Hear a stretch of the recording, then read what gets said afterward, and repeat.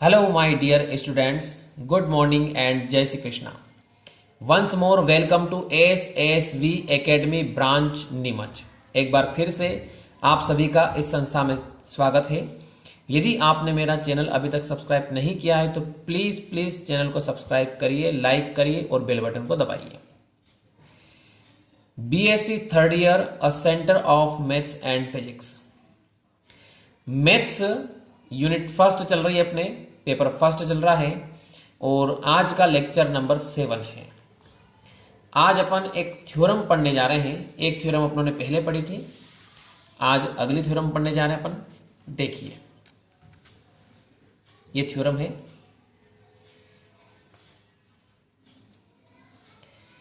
हिंदी में भी देखते हैं, दोनों साथ में देखते हैं अपन। देखिए थ्योरम क्या कहती है। If W1 and W2 be two sub space, यानी आपको दिया गया है कि W1 और W2 दो सब स्पेस है। सब स्पेस का मतलब होता है उपसमष्टि। ठीक है, क्या अर्थ होता है इसका? उपसमष्टि। दो उपसमष्टियां हैं वेक्टर स्पेस VF की। Then W1 union W2 is a vector sub space, यानी इनका यूनियन निकालेंगे। मतलब ये तो ऑलरेडी क्या दे रखा है कि सब स्पेस है और इनका यूनियन ये भी एक सब स्पेस होगा। कब होगा? इफ ओनली इफ, यदि और केवल यदि W1 is a subset of W2 और W2 is a subset of W1। इसको अंतर्विष्ट भी कहा जाता है। W1 अंतर्विष्ट है W2 में और W2 अंतर्विष्ट है W1 में, यानी एक दूसरे में अंतर्विष्ट है। देखो हिंदी में किस टाइप से है। सिद्ध कीजिए कि किसी सदिश समष्टि, VF को बोलते हैं सदिश समष्टि, इसको बोलते हैं कि किन्हीं दो सदिश उपसमष्टियां, उपसमष्टियां कौन कौन सी आ गई है? W1 W2। इनका सम्मिलन, सम्मिलन का मतलब होता है यूनियन। ये जो निकाला जाता है इस टाइप से, यू संघ या सम्मिलन इसको कहा जाता है। एक उपसमष्टि होता है यदि और केवल यदि एक दूसरे में अंतर्विष्ट हो। ये थ्योरम में ऐसा आएगा।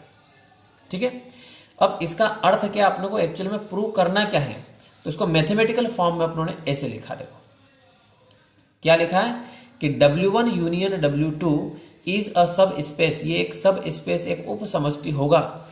ये इस चिन्ह को बोलते हैं इफ ओनली इफ, यदि और केवल यदि W1 अंतर्विष्ट है W2 में और W2 अंतर्विष्ट है W1 में। यहाँ पे अंतर्विष्ट शब्द को ऐसा बोल सकते हैं कि W1 is a subset of W2 and W2 is a subset of W1। Clear? Yes. अब स्टार्ट करते हैं आंसर। अब पहले अपन क्या मानते हैं? देखो कंसिडर, मानना अपने को W1 और W2 are two sub space. अपनों ने ये नहीं माना, ये W1 यूनियन W2 ये सब स्पेस, अभी ये नहीं माना अपनों ने अलग अलग माना। W1 को अलग माना, W2 को अलग माना। ठीक है, तो consider W1 and W2 are two sub space of VF, यानी VF के लिए दो उपसमष्टियां हैं। एंड लेट, मान लेते हैं कि W1 अंतर्विष्ट है W2 में और W2 अंतर्विष्ट है W1 में। ऐसा अपनों ने मान लिया, इधर का भी मान लिया अपनों ने, ये साइड पूरी मान ली है और W1 W2 को माना है, अभी यूनियन को नहीं माना अपनों ने। अब देखिए, अब इसका मतलब ये हुआ है कि यदि W1 W2 का सबसेट है और W2 W1 का सबसेट है, इसका मतलब ये है कि इनका यूनियन निकालेंगे तो इनका यूनियन केवल W1 के बराबर भी मान सकते हैं और केवल W2 के बराबर भी मान सकते हैं। इस लाइन का मतलब ये होता है। Is that clear? यानी W1 यूनियन W2 का मतलब इसको अपन केवल W1 मान सकते हैं, केवल W2 मान सकते हैं। क्यों मान सकते हैं? क्योंकि अपनों ने ऐसा माना है यहां पर। क्लियर? यस। आगे बढ़ते हैं। अब since W1 W2 are two sub space, देखो ये अपनों ने मान लिया। ठीक है, यहां पे माना अपनों ने कि दोनों क्या सब स्पेस है, तो दो सब स्पेस है, यानी उपसमष्टियां हैं।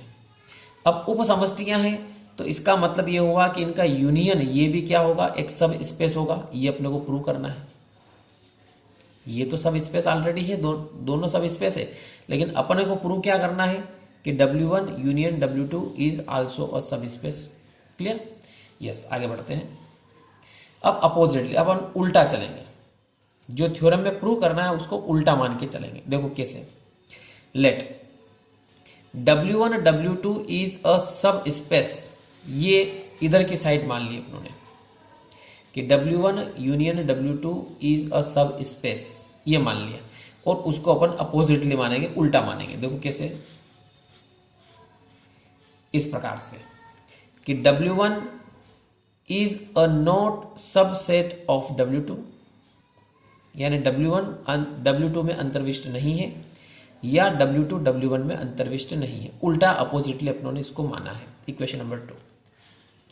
अब क्या होगा कि देयर एग्जिस्ट, यानी पहले अपन इसकी बात कर रहे हैं, इसकी बात कर रहे हैं अपन, ठीक है, कि W1 W2 का सबसेट नहीं है, तो एक एलिमेंट एल्फा W1 में ऐसा होगा जो W2 में नहीं मिलेगा, यानी alpha belongs to W1 but alpha not belongs to W2, यानी एक एलिमेंट एल्फा ऐसा होगा जो इसमें तो मिलेगा लेकिन इसमें नहीं मिलेगा। देखो ये लिखा इसमें मिलेगा और ये काट दिया, इसका मतलब इसमें नहीं मिलेगा। इसी प्रकार अब दूसरा एलिमेंट यहां से मानते हैं, बीटा W2 में मानते हैं। There exist beta belongs to W2, इसमें मिलेगा लेकिन इसमें नहीं मिलेगा, इसमें लिख के काट दिया अपनों ने से। ये इक्वेशन नंबर 3।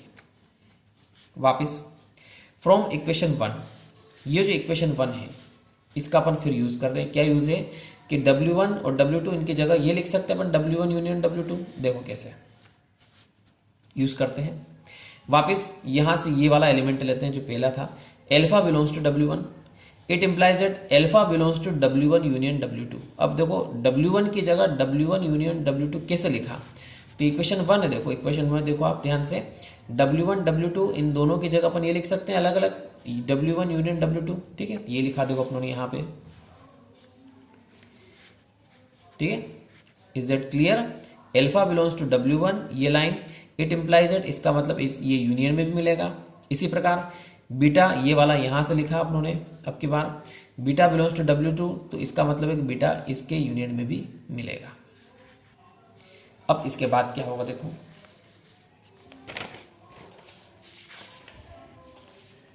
वापस फ्रॉम इक्वेशन 4, फ्रॉम इक्वेशन 4 का अपन यूज कर रहे हैं। सबसे पहले since W1 union W2 is अ सब स्पेस, ये अपनों ने मान लिया है, ठीक, मान लिया है। तो दो एलिमेंट, अब ये सब स्पेस की विशेषता होती है, एक इसकी प्रॉपर्टी होती है, उसका अपन यूज कर रहे हैं। क्या प्रॉपर्टी होती है कि एल्फा बीटा यदि इसमें दो एलिमेंट लें तो इसका मतलब ये हुआ है कि एल्फा प्लस बीटा भी उसके अंदर शामिल होगा।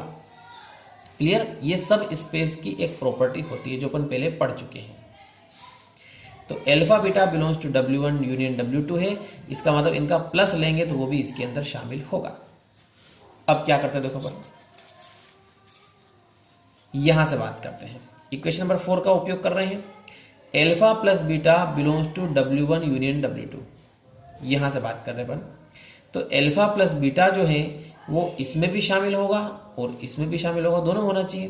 तो alpha plus beta belongs to W1 और alpha plus beta belongs to W2। अब केवल इधर की साइड ही देखना अभी आपको, ये बाद में देखेंगे। देखो alpha plus beta belongs to W1, यानी ये अकेला लिया, ठीक। देयर एग्जिस्ट एक माइनस एल्फा होगा जो इसी W1 में रहेगा, एलिमेंट लिया अपनों ने। ये सब स्पेस की विशेषता पढ़ रहे पर, ये सब प्रॉपर्टी कौन सी लगा रहे, सब स्पेस की लगा रहे, ठीक है। तो there exist minus alpha belongs to W1। अब इसका मतलब है कि यदि इन दोनों का अपन प्लस भी करें तो वो भी एलिमेंट इसमें मिलेगा, यानी एल्फा प्लस माइनस एल्फा और प्लस बीटा, यानी एल्फा के साथ माइनस एल्फा ऐड कर लिया अपनों ने, ये भी W1 में मिलेगा। देखो एल्फा से एल्फा कैंसिल हो जाएगा तो क्या बचेगा, beta, beta belongs to W1 बचेगा। इसी प्रकार इसमें देखो आप वापस यहां से लिया अपनों ने एल्फा प्लस बीटा, अब की बार ये वाला ले लिया अपनों ने, तो alpha plus beta belongs to W2।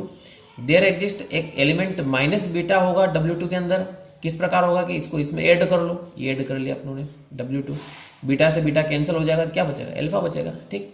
ये इक्वेशन नंबर 5। अब आप ध्यान से देखिए, इक्वेशन नंबर 3 और इक्वेशन नंबर 5 देखो। पहले इक्वेशन नंबर 5 ध्यान से देखो आप, बीटा बिलोंग्स टू W1, केवल एक देखो आप, बीटा बिलोंग्स टू W1। अब इक्वेशन 3 में देखो, इक्वेशन 3 में देखो, beta does not belongs to W1। दोनों एक दूसरे को उल्टे हो रहे नहीं हो रहे हैं?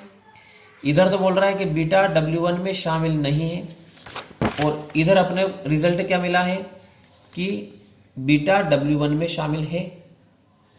ठीक, अपोजिट हो गया। वापस एक और देखो, alpha belongs to W2, alpha W2 में शामिल है।